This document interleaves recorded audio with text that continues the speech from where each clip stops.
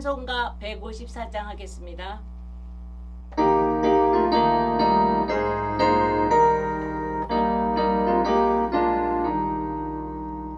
생명의 주여 면류관 받으시옵소서. 날 위해 쓰신 가시관 나 기억합니다. 저 겟세마네 기도를 늘 기억하게 하시고 그 십자가의 은혜로 날 인도하소서. 누셨던 무덤 내게도 보이시옵소서. 잠드신 동안 천사가 굳게 지키었네. 저 겟세마네 기도를 늘 기억하게 하시고 그 십자가의 은혜로 날 인도하소서.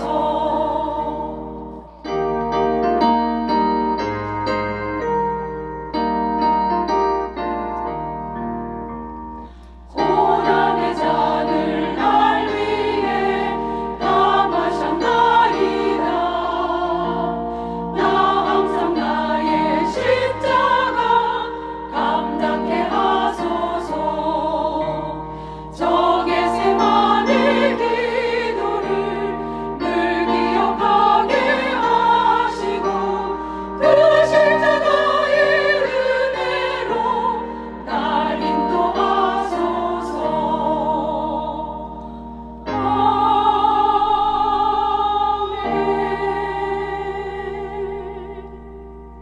사랑과 은혜가 풍성하신 하나님 아버지, 사순절 기간을 맞아 영상 특별 기도의 시간을 갖게 하심을 깊이 감사드립니다.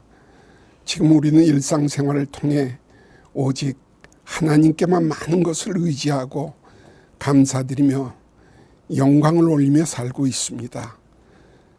그렇지만 이 사순절 기간을 통해 깊이 생각하면 예수님의 십자가의 고난을 통한 죄의 속량과 구원과 사랑의 은총을 잊고 살 때가 너무 많았음을 고백합니다. 우리의 소원을 연일 간절히 여호와께 아뢰며 성령의 내주와 응답을 간구하면서도 베풀어 주신 은혜와 축복을 잊으며 살 때가 너무 많았음을 자백합니다. 풍일이 여기시고 용서해 주시옵소서. 이 사순절 기간을 통해 하나님께서 베풀어 주신 은총을 더욱 감사하며 예수님의 사랑을 깊이 절감하며 성령님의 인재를 깊이 체험함으로써 삼위일체 하나님께 더욱 영광 돌리며 은혜 받은 자로 사랑 입은 자로 더욱 거룩하게 살게 하여 주시옵소서. 전지전능하신 하나님 아버지, 지난 기간 우리 교회가 많은 고통과 시련이 있었으나 회복시켜 주시고 새로운 비전을 주셔서 감사를 드립니다. 성도들이 함께 강구하는 다니엘 기도가 응답되게 해주시고 땅끝까지 이르러 선교 사명을 잘 감당하게 하여 주시옵소서. 특히 성도들이 각 가정에서 간절히 소원하는 기도에 함께 해주셔서 온 가족들이 믿음 안에서 건강하고 평안하며 사랑의 교제와 그리스도의 향기가 넘쳐나게 하여 주시옵소서. 오늘도 하나님 말씀을 대언하시는 목사님의 말씀의 양식이 우리 모두에게 신령한 만나가 되게 하여 주시옵소서. 우리 간구에 응답해 주시는 그리고 구원해 주신 예수님 이름으로 간절히 기도드립니다. 아멘.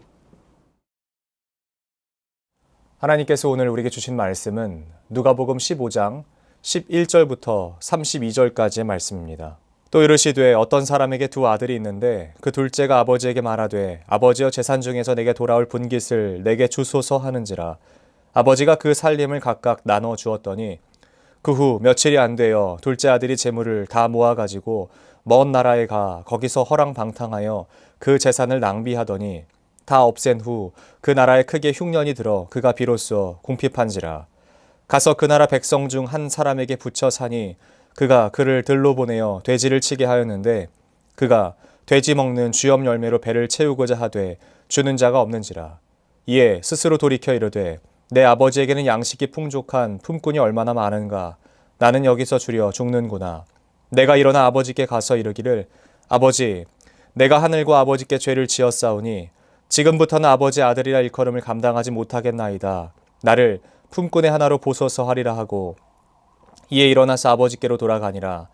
아직도 거리가 먼데 아버지가 그를 보고 측은히 여겨 달려가 목을 안고 입을 맞추니 아들이 이르되 아버지, 내가 하늘과 아버지께 죄를 지었사오니 지금부터는 아버지 아들이라 일컬음을 감당하지 못하겠나이다 하나 아버지는 종들에게 이르되 제일 좋은 옷을 내어다가 입히고 손에 가락지를 끼우고 발에 신을 신기라. 그리고 살진 송아지를 끌어다가 잡으라. 우리가 먹고 즐기자. 이 내 아들은 죽었다가 다시 살아났으며 내가 잃었다가 다시 얻었노라 하니 그들이 즐거워하더라. 맏아들은 밭에 있다가 돌아와 집에 가까이 왔을 때에 풍악과 춤추는 소리를 듣고 한 종을 불러 이 무슨 일인가 물은데 대답하되 당신의 동생이 돌아왔음에 당신의 아버지가 건강한 그를 다시 맞아들이게 됨으로 인하여 살진 송아지를 잡았나이다 하니 그가 노하여 들어가고자 하지 아니하거늘 아버지가 나와서 권한대 아버지께 대답하여 이르되 내가 여러 해 아버지를 섬겨 명을 어김이 없거늘 내게는 염소 새끼라도 주어 나와 내 벗으로 즐기게 하신 일이 없더니 아버지의 살림을 창녀들과 함께 삼켜버린 이 아들이 돌아오매 이를 위하여 살찐 송아지를 잡으셨나이다. 아버지가 이르되 예, 너는 항상 나와 함께 있으니 내 것이 다 내 것이로되 이 내 동생은 죽었다가 살아났으며 내가 잃었다가 얻었기로 우리가 즐거워하고 기뻐하는 것이 마땅하다 하니라. 아멘.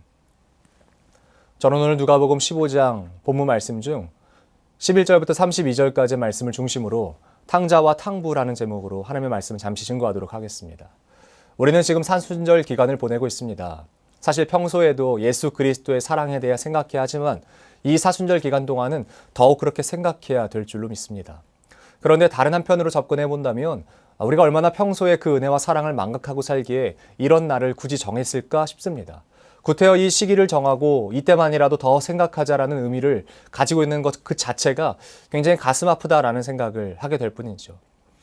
우리는 사순절뿐 아니라 매 순간 예수를 생각하기로 결정하는 삶이 되었으면 좋겠습니다. 오늘 말씀에 들어가기에 앞서서 사람들이 갖고 있는 한 가지 생각을 좀 정리하고 싶습니다. 그것은 바로 낭비라는 단어에 대한 정의인데 낭비라는 것을 생각한다면 사람들은 보통 부정적인 생각을 갖고 있습니다.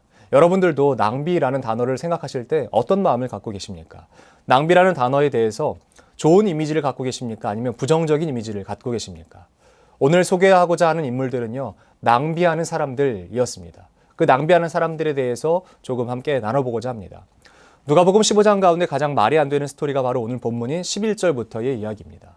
너무나 익숙한 등장인물들이죠. 아버지와 두 아들에 대한 이야기입니다. 오늘의 이 관점에 말씀을 그냥 우리가 여태까지 알았던 어떤 관점이 아니라요, 그냥 인간적인 감정을 가진 사람으로서의 한번 접근을 해보고 싶은 것이에요.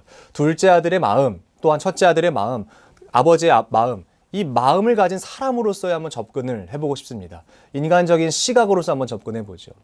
어느 날 작은 아들이 살아있는 아버지에게 내게 돌아올 분깃을 달라고 청합니다. 돌아올이라는 의미를 미루어 보아 아직 온 것이 아닌 앞으로 오게 될이라는 것이죠. 즉 아버지의 죽음 이후에 물려받게 될 재산에 대해서 둘째 아들이 요구합니다.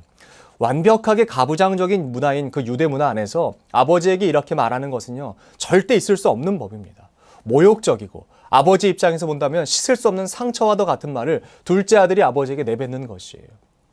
그리고 그 아버지의 재산을 각각 나눠달라고 이야기하죠. 아버지 내게 돌아올 분깃을 주십시오라고 했을 때요, 아버지의 태도는 굉장히 놀랍습니다. 왜냐하면 아버지가 그 둘째 아들에게 행할 때 둘째 아들에게만 주지 않고 첫째 아들에게도 각각 그들에게 있던 것을 주어야 될 것을 나눠줬다라고 말하는 것이에요. 그 재산을 받은 둘째 아들은요, 며칠이 안 되어 자신이 갖고 있던 돈까지 다 가지고 먼 나라로 가게 되는 것입니다. 가장 먼저 등장하는 낭비하는 인물이 바로 이 둘째 아들입니다. 그는 아버지의 품에서 있기를 거부하고 아직 자신의 것도 아닌 것에 대해서 요구한 이후에 그 재산을 모두 다 허비하고 낭비하는 것을 볼 수 있습니다. 그리고 성경도 그 둘째 아들의 행동을 이렇게 정의합니다. 그 후 며칠이 안 되어 둘째 아들이 재물을 다 모아가지고 먼 나라에 가 거기서 허랑방탕하여 그 재산을 낭비하더니 허랑방탕하게 낭비했다라고 말합니다. 저는 그를 두둔하고자 함이 아닙니다. 그러나 그냥 인간적인 감정에서 그를 살펴보자면 요즘 심리학적인 관점에서 살펴보자면 그는 아마 컴플렉스에 기인한 문제였을 것이다라고 추정해 볼 수 있어요. 왜냐하면 그는 태어나면서부터 형과 늘 비교됐을 거예요. 잘해도 형, 못해도 형, 늘 형에 대한 이야기는 그를 평생 쫓아다녔고 평생 그를 괴롭혔던 단어였을 것입니다. 그런데 더욱이 그 둘째 아들 관점에서 본다면요. 첫째 아들 형은 너무 바른 형이에요. 너무 고든 형이에요. 아버지가 시킨 일, 아버지가 부탁한 일, 그리고 뿐만 아니라 동네 모든 어른들이 보기에도 괜찮은 사람인가 봐요. 그러니까 둘째 아들 관점에서 본다면 형이 있는 그 자체가 스트레스였어요. 그러니까 언제라도 내가 그 아버지의 품, 형의 품을 떠날 수 있는 시기가 되면 빨리, 하루빨리 가고 싶다라고 생각했을 거예요. 그러니까요, 아버지에게 돈을 받자마자 며칠이 지나지 않아서 그 이전에 계획했던, 이전까지 모든 것들을 구상했던 것을 한 번에 이루는 것을 볼 수 있죠. 보통 다른 나라에 갈 때 이렇게 빠른 시일 내에 있을 수 없습니다. 돈이 있어도요, 준비를 해야죠. 그런데 둘째 아들은 받자마자 며칠이 지나서 갔다는 것은 그 이전부터 사전에 준비했다는 것을 볼 수 있습니다. 이것은 둘째 아들의 관점에서 보는 접근이에요. 그는 낭비하는 아들이었습니다. 또한 오늘 본문에는요, 또 한 명의 탕자가 등장하죠. 그는 바로 첫째 아들, 맏아들, 첫째입니다. 한자를, 그 탕자라는 단어를 한자로 본다면 방탕할 탕자를 사용하는데요. 용례를 보면요, 방탕하게 무엇인가를 사용하는 사람을 의미하기도 하지만 방종하는 사람을 탕자라고 부르기도 한다는 거예요. 그냥 방임하는 사람을 탕자라고 부르기도 한다는 것입니다. 분명 그는 아버지와 함께 있는 아들인 것 같아 보였지만 자신이 살고 싶은 대로 살았던, 그리고 무엇보다 아버지 곁에서 그 마음을 누리지 못했던 아버지의 사랑을 또 다른 형태로 낭비한 사람이에요. 아버지의 곁에 있었지만 아버지의 사랑을 제대로 받아들이지 못하고 인정하지 못하고 내 것이라고 누리지 못했던 방종한 사람, 방임한 사람이었던 것이에요. 그래서 그는 또 한 명의 탕자입니다. 분명 성경은 말합니다. 각각에게 아버지의 소유를 나눠주었다라고 이야기합니다. 그런데 큰아들은 둘째 아들의 잔치가 열리자 그것에 대해 격분하고요, 아버지를 향해서 대꾸합니다. 아버지가 뭔데 저 아들을 용서합니까? 당신이 뭔데 저 아들을 용서하냐는 식의 아버지의 권위나 권한까지에도 침범하는 것을 볼 수 있죠. 사실 원래부터가 아버지의 것입니다. 그러니까 아버지의 마음대로 할 수 있어요. 아버지 뜻대로 할 수 있어요. 그러나 그는 그렇게 하지 않았죠. 내가 받아야 할 것을 동생이 받아서 갚다고 생각합니다. 그러니까 철저하게 피해를 봤다고 생각하는 거예요. 동생이 돌아온 것에 대해 기뻐하기보다 돌아옴으로 아버지가 또 남은 재산을 동생에게 나눠줄 것에 대한 그 염려가 앞서는 상황이 아니었겠습니까? 그도 동생이 떠나갈 때 가만히 방임하다가요, 놓다가요, 방종하다가요, 돌아오니까 분을 내는 또 한 명의 탕자일 뿐입니다. 아버지 곁에 있는 것이 중요한 게 아니에요. 아버지를 떠났느냐 떠나지 않았느냐가 중요한 게 아니에요. 몸은 아버지 곁에 있었지만 마음은 아버지의 마음을 하나도 모르는 거예요. 그러나 아직 진정한 의미의 탕자는 나오지 않았습니다. 그 사람은 바로 탕자보다는 탕부에 있죠. 탕부가 있습니다. 3명의 낭비하는 사람들 중에서 2명은 아들들이고 1명은 아버지입니다. 바로 탕부예요. 왜 그를 탕부라고 부를까요? 그는 그 누구보다 사랑을 낭비하는 사람입니다. 사랑을 낭비해요. 굳이 하지 않아도 될 사랑을 하는 존재입니다. 가만히 보면 그 둘째 아들도 불쌍합니다. 그리고 첫째도 불쌍하지만 그 누구보다 불쌍한 사람은 바로 아버지입니다. 두 아들 모두에게 상처를 입고 너덜너덜해진 그 마음으로 그 자리를 지키고 있는 사람이 바로 아버지입니다. 오늘 본문을 말하고 있는 표현을 보니까요, 아버지가 둘째가 나가고 매일 하던 일에 대해서 기록하고 있습니다. 이에 일어나서 아버지께로 돌아가니라. 아직도 거리가 먼데 아버지가 그를 보고 측은히 여겨 달려가 목을 안고 입을 맞추니, 보셨다시피 아직 거리가 멀어요. 얼마나 멀었을지는 모르겠어요. 그러나 확실한 것은요, 아직 거리가 멀었다는 거예요. 지금처럼 좋은 카메라 시스템이 있는 것도 아니고요, 어떤 것이 있었던 게 아니기 때문에 멀었다는 것은 그냥 시야에 들어오는 정도 수준이었을 겁니다. 그러니까 아주 멀리서 그냥 피하 식별이 가능한 정도 수준이었을까요? 저 사람이 누구인지, 어떤 형태의 사람인지를 알아볼 수 있는 정도의 수준이었을까요? 눈길이 닿는 그 지평선 끄트머리에 사람의 형체가 보일 때, 그리고 아직 누구인지를 모르는 그 시점에 내 아들과 비슷한 체형, 내 아들과 비슷한 용모가 보이면 아버지는 늘 뛰어가요. 늘 달려가요. 아들이었기 때문에 뛰어간 것이 아니라 아들일까 싶어서 뛰어가요. 비슷한 모습만 보고도 뛰어가는 거예요. 수백 명, 수천 명을 흘려보내고요. 자신의 아들이 올 때까지 기다렸던 그 자리를 지켰던 사람이 바로 사랑을 낭비하는 탕부, 그 아버지입니다. 사실은 포기해도 되지요. 아버지의 것을 가지고 나가서 자기 마음대로 살고 있는 아이는 그냥 그러려니 하고 살게 놔둬도 됩니다. 그런데 그렇게 안 해요. 매 순간 나갑니다. 매 순간 집 밖을 나가요. 그리고 그 아들이 올 때까지 그 앞에서 기다립니다. 여러분, 이것보다 더 바보 같은 낭비가 어디 있습니까? 기약이 있는 것도 아닌데 그렇게 행해요. 왜 그럴까요? 그 아버지가 그렇게 행동한 동기가 무엇일까요? 이 질문에 대한 대답은 오늘 본문 가운데 아버지의 행동과 대답 속에 있습니다. 종으로 여겨달라는 둘째 아들에게 가락지를 끼우고 신을 신기고 잔치를 벌이며 그의 목을 안고 입을 맞춥니다. 또한 잔치에 들어오려 하지 않는 첫째 아들에게 들어오라 권하는 모습, 그 아들에게 나는 너와 늘 항상 함께 있어 라고 말하는 그 대답, 이 두 가지 행동이 무엇에서 기인한 거라고요? 바로 사랑입니다. 지금 아버지는 사랑을 낭비하고 있습니다. 그런데 여러분, 사랑은 원래 그런 거예요. 사랑은 원래 비효율적이에요. 사랑은 원래 비이성적이고 사랑은 원래 비상식적입니다. 무엇으로 이것을 다 설명할 수 있고 무엇으로 이것을 다 해량할 수 있습니까? 사랑은 이것입니다. 사랑하는 것은 이렇게 하는 것입니다. 라고 누가 정의할 수 있겠습니까? 아버지는 지금 자신의 방법과 속도로 아들들을 사랑하고 있는 것입니다. 우리에게는요, 둘째 아들 같은 모습, 첫째 아들 같은 모습이요, 늘 동시에 나타나면서 살아갑니다. 있으면 있는 대로 더 달라고 하고요. 없으면 없는 대로 안 줬다고 뭐라고 하고요. 곁에 있으면서도요, 뭐라고 이야기하고요. 떠나서도요, 자유함이 없는 존재. 우리가 그렇게 살아가지 않습니까? 여러분, 그런데 그거 아십니까? 우리의 탕부 되신 하나님이 계시기에 우리에게 그분의 사랑을 낭비하시는 것처럼 보일 정도로 쏟아붓고 계시기에 우리가 지금 이 자리에 여전히 디디고 서 있는 줄로 믿습니다. 이것을 무엇이라고 말할 수 있겠습니까? 우린 여기에서 무엇을 할 수 있겠습니까? 어떤 것을 할 수 있겠습니까? 그저 감사할 뿐이겠죠. 또한 그런 낭비하는 사랑으로 우리를 사랑해 주심에 응답하면서 낭비가 더 이상 일방적 낭비가 되지 않도록 우리가 감사하며 살아가는 것뿐이겠죠. 누가 십자가를 이성적으로 설명할 수 있습니까? 누가 십자가에서 흘리신 그 피를 논리적이라고 말할 수 있겠습니까? 누가 아버지의 사랑을 상식적이라고 말할 수 있겠습니까? 여러분, 우리는 이해 안 되고 해석 안 되는 이 길에서 그냥 걸어갈 뿐입니다. 끝으로 우리는 아버지가 둘째 아들이 돌아왔을 때 행했던 행동 하나가 얼마나 그를 사랑하고 있는지를 보여준다고 생각합니다. 그 한 가지를 나누고 말씀 마칠게요.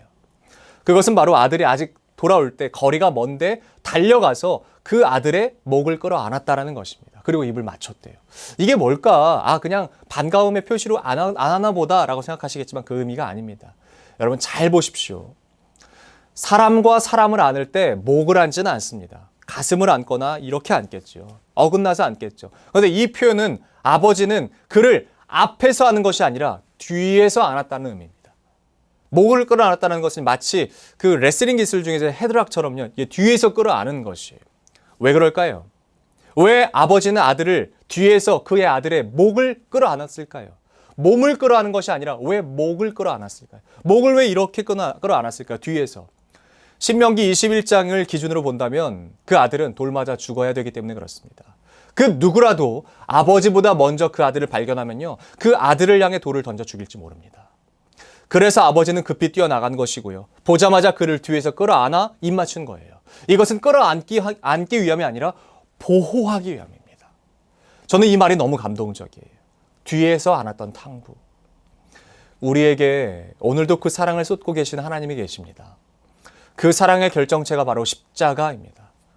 그러므로 사랑하는 성도 여러분, 우리 염치 없어도요, 하나님의 사랑이 낭비가 되지 않게 그분 품으로 들어가십시다.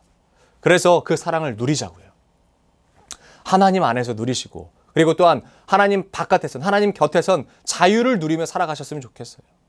하나님과 늘 동행함으로 그 사랑을 누리시고 안으시고 우리를 늘 보호하시며 사랑하시며 논리적으로 설명할 수 없는 그 사랑을, 논리적으로 말할 수 없는 그 비이성적인 사랑을 우리에게 늘 부어주시는 그 탕부 하나님, 그분의 하나님을 우리가 늘 감사하면서 이 시간을 보내셨으면 좋겠습니다. 2024년도 사순절 기간을 우리 하나님의 사랑을 더 묵상하고 주님 보좌 앞으로 나아갈 때 그저 하나님의 사랑이 일방적인 낭비가 되지 않도록 그 사랑에 감사하고 인정해드리며 또한 내가 하나님을 어떻게 사랑해야 될지를 고민하는 이 시간들 하루하루가 되시기를 예수 그리스도의 이름으로 축복합니다. 사랑하는 주님, 우리가 하나님을 사랑한다라고 고백하기 이전에 하나님이 우리를 사랑하셨습니다. 우리가 하나님을 선택한 줄 알았는데 하나님께서 창세전에 우리를 이미 선택하셨습니다. 우리가 하나님께 나아온 줄 알았는데 아직도 거리가 먼데 주께서 우리를 향해 뛰어오셨습니다.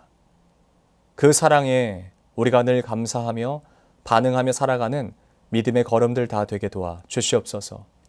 오직 예수를 믿고 예수를 따라가는 그 걸음 속에서 우리를 향해서 흘리신 그 사랑을 감사함으로 받고 또한 감사함으로 보응하며 살아가는 믿음의 걸음들 다 되게 도와 주시옵소서. 우리 이어서 주님께서 가르치신 기도로 오늘 예배를 마치도록 하겠습니다. 하늘에 계신 우리 아버지, 아버지의 이름을 거룩하게 하시며 아버지의 나라가 오게 하시며 아버지의 뜻이 하늘에서와 같이 땅에서도 이루어지게 하소서.